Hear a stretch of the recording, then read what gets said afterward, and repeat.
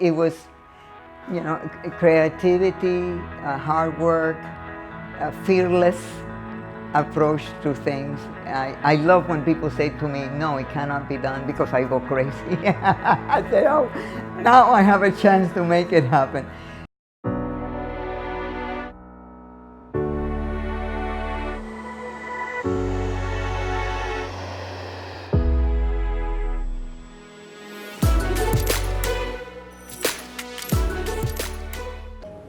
In the United States today, nearly 50 million people are over the age of 65. By 2060, that number is expected to more than double. So what do we do to provide the needed care for these individuals, no matter their background? Well, one fearless woman, Conchy Bretos, has a big idea that just might be lighting a path.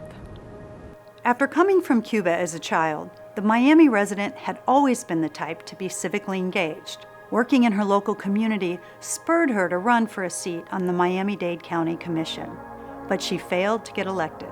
That tough moment ended up being a turning point. Everything that has happened in my life has taken me to where I am now, which I love where I am now. Conchy was recruited by the governor to serve as the Florida Secretary of Aging and Adult Services. After an experience seeing the squalid conditions of public housing residents, she was determined to make a difference. She founded her company, Mia Senior Living Solutions, with a big bet that she could create public housing assisted living communities for low-income seniors one by one.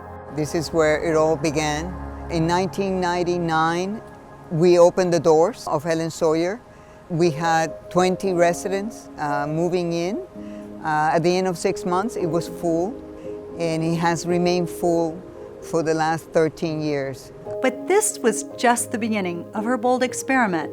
For decades, she's been working to give quality care to older adults who would normally be unable to afford the high costs of assisted living facilities and nursing homes. The result? Helping to fill a void and creating a model that has been adopted all over the nation. 40 assisted living facilities, most of them, if not all of them, catering to the poor in 23 states in 19 years is beyond what I dream about. Conchy believes that the model of allowing individuals to live independently in their own apartments and have freedom of movement also create happier and healthier residents. I see people who were in wheelchairs and they're now walking. Their health has improved. They're engaged in life. At the end of the day, Conchy knows that her past failures have allowed her to leave a legacy she can be proud of. I failed in an election. I failed, all kinds of stuff. And somehow you make things out of that failure. So don't be afraid to fail. I mean, it's actually good. It means that you have tried to do something. Conchy's path is an example that life often contains unexpected detours. But if you can make failure matter like she has, you might end up in a place where you can make an even greater impact than you set out to. We hope that seeing her story inspires you to fail forward and be fearless.